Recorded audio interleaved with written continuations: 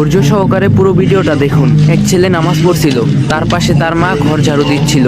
ছেলেটি খেয়াল করলো ঝাড়ু দেওয়ার সময় তার মা গরমের কারণে মুখের অসহ্যতা প্রকাশ করছিল, প্রচন্ড ঘামছিল। তখন তার পাশ কেটে তার মা তার রুম ঝাড়ু দিয়ে চলে যায়। সুন্নত নামাজ তার শেষ হয়েছিল, তখন ফরজ পড়বে এমন সময় তার মনে হলো গরম লাগছে ভীষণ। পরক্ষণেই মনে পড়লো তার মা হতো অনেক কষ্ট করে, এই গরমে ঝাড়ু দিছে পুরো বাসাটাকে। ততক্ষণে ছেলেটি মায়ের প্রতি ভালোবাসা থেকে ফ্যানটা আর চালায়নি, গরমে দাঁড়িয়ে নামাজ পড়তে শুরু করলো আর নামাজের ভিতর আল্লাহর কাছে মায়ের জন্য দোয়া করতে শুরু করলো। ঠিক তখনই ছেলের মা খেয়াল করলো তার ছেলে অসম্ভব গরমের মধ্যে দাঁড়িয়ে নামাজ পড়তেছে, এখনো ফ্যান চালায়নি। তখনই তিনি দৌড়ে গিয়ে ছেলের রুমের ফ্যানটা চালিয়ে দেয়। এই ভালোবাসা দেখে ছেলে নামাজের আড়ালে কাঁদতে শুরু করে দিল। কিন্তু জানেন কি ছেলেটি কি বুঝে কান্না করে? ইয়া আল্লাহ রব্বে কারীম, মহান রব্বুল আলামিন।